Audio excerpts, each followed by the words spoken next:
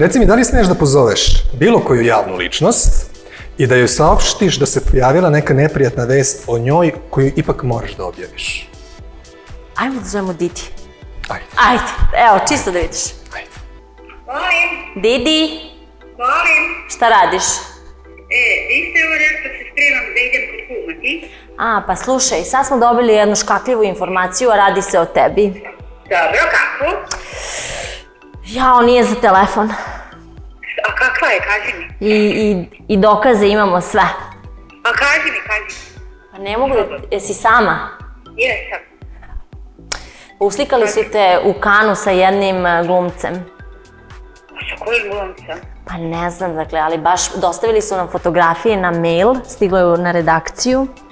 Ma budalašine, kojim glumcem mi se sad je odvajala Danijela. Kako budalašine? Ti vidjela kojim glumcem? Onaj svetski poznat, ne mogu da se setim kako se zove. A koji? Posle ću ti fotografije da vidiš. Moja fotografija? Pa da, vidjet ćeš, znači ti se vidiš, imala si crnu haljinu sa onim belim biserima. Aha. A gdje je to? A on ti stoji. Ti si na tepiku? Da, on je stajao do tebe i nešto ti je govorio i ti kao da idete negde posle tog crvenog tepiha. To me basta, niko mi se nikad nije vratio. Ne. Vidite, da mi je neko prišao na crvenom tepiku, prišao mi samo neko iz obezbeđenja da mi kaže ako treba da mi pomogne sa haljinom, da su mi haljina dugačka. Ako je to ovo.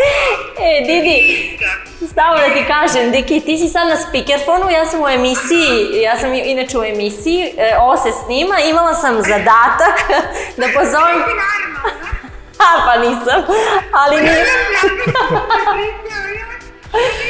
Didi, Dijana, Nenad Škundrić ovde, emisija Sve po spisku sa Škundrićem, jedan veliki pozdrav za tebe. Imala je zadatak da pozove javnu ličnost po izboru i da kaže da ima jednu vest koju ipak mora da objavi, a da je neprijatna. Tako da, eto, izbor je pao na tebe. Zato što sam te pominjala. Ja nisam za koju ličnost slikala, kad nisam nikakvi, nije mi niko ne prijatelj, ja sam se mužem non stop.